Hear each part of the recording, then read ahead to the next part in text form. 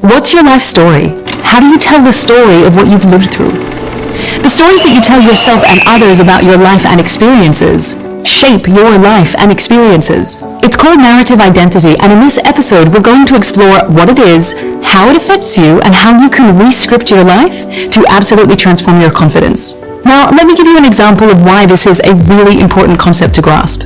Someone I used to work with and who I know very well is an exceptionally talented professional, and yet I noticed that he had a strong tendency to always complain. There was always something wrong. Too much work, not enough work, I'm overcommitted, my life is so much harder than everyone else's. And this was the narrative that I'd hear every time I'd ask him how he was going.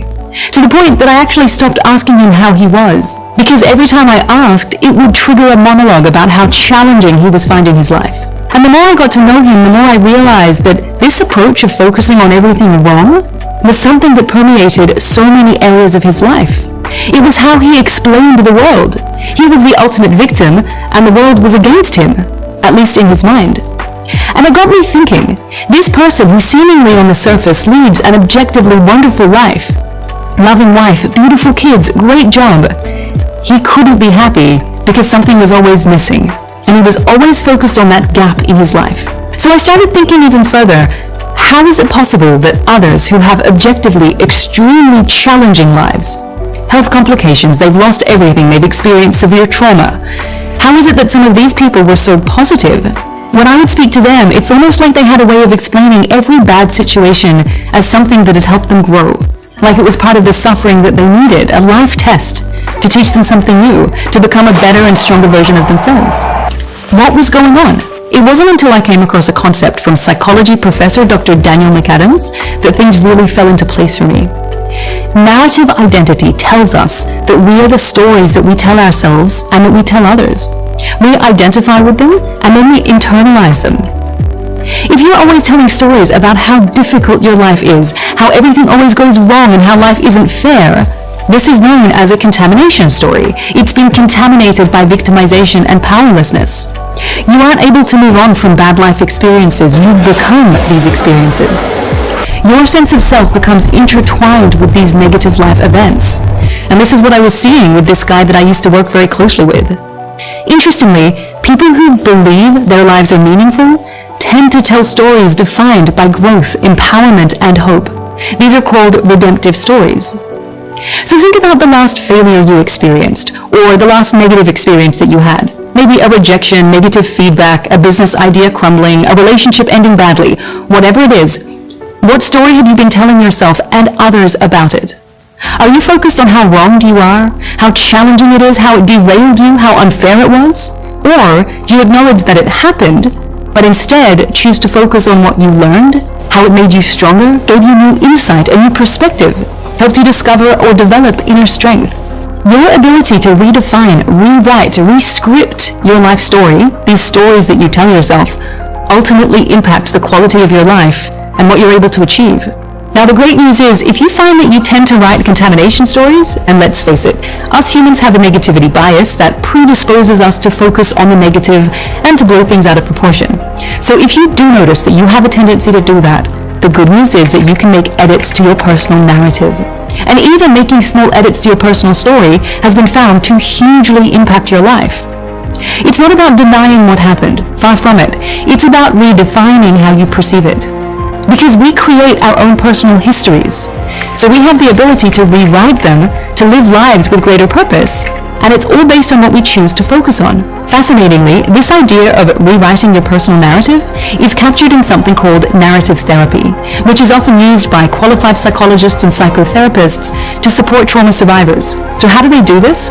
Well, it's a form of experiential therapy that works by identifying individuals separately from their lived experiences and empowering those people to use that same approach when dealing with their problems.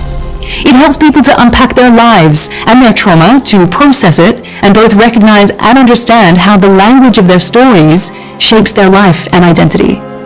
Studies show that the majority of trauma survivors don't actually develop PTSD, and a large number even report growth from their experiences. Richard Tedeschi and Lawrence Calhoun coined the term post-traumatic growth. which captures this phenomenon where people experience a positive psychological change as a result of their trauma. And one explanation for that is that they rewrite their story. Instead of trying to avoid their emotional experience and pain, they accept it with openness and seek to work through it. They engage in something called cognitive exploration, which is defined as a general curiosity about information and a desire to explore thoughts and feelings in a non-judgmental way. This is one main factor that allows people to turn their adversity into advantage. When you do this, when you consciously engage with your struggles and adversities and rewrite them to focus on growth and meaning, it's been shown to lead to greater appreciation of life, greater appreciation and strengthening of close relationships, increased compassion and altruism, the identification of new possibilities or a purpose in life, enhanced spiritual development, and even creative growth.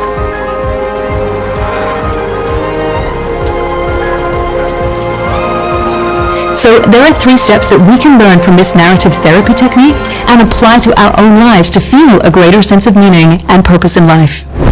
Step 1. Understand your current story. How do you see yourself? How do you describe yourself? How do you describe the challenges that you've lived through? Set a timer for 20 minutes, grab a notebook and a pen, and journal. Answer these questions. How would I describe myself to someone else? What do I want to change about myself? Thinking back to my last big challenge, how did I interpret it? What did I do? How did it affect me then? How does it still affect me? Once you've written whatever came to your mind, review what you wrote objectively. Don't judge it, but pay attention to the language that you used. Are there any patterns? Did you blame others for your situation or adversities? Or do you take ownership? Step 2. Externalize your story. This is where you need to acknowledge and recognize that your story of challenge, hardship, or adversity is separate from your identity. And because it's separate from your identity, you can tweak or edit your story. Take time to think about how you could find meaning in each of your challenging experiences. What's the story you would prefer to be telling? How would you prefer to see yourself coping with that situation? Here is where you think about your values and what's most important to you, along with your goals and aspirations. Remind yourself of what you're working towards and why. Step 3. Re-author your story. Now that you understand your story, the impact of your language, and how your current story and the story that you want to tell differ, you rewrite what you wrote in step 1, but this time focusing on using more empowering language and focusing on finding meaning through it. As Dr. Viktor Frankl wrote in Man's Search for Meaning, in some ways, suffering ceases to be suffering at the moment it finds a meaning. So how can you rewrite this challenge, this adversity, to focus on the growth? What did you learn? How did you grow? How did it shape your perspective, your worldview, give you greater empathy for others who also suffer? When did you almost feel overwhelmed to the point of giving up, but you didn't? What qualities did you demonstrate to stay on course? It's important to acknowledge that we can't change the past. What happened, happened. And while many of us may prefer that it didn't happen, it did.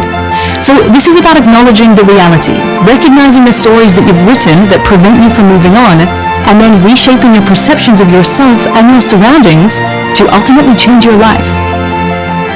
So I hope this episode has sparked a few ideas for you about how you can take ownership of the stories that you're telling yourself and how to re-author them to focus on meaning and growth. If you found value in this episode, please give it a like and feel free to leave a comment. If you're not already part of the community, please hit the subscribe button so you find out every time we post a video just like this one. It's been an absolute pleasure. I'll see you in the next one.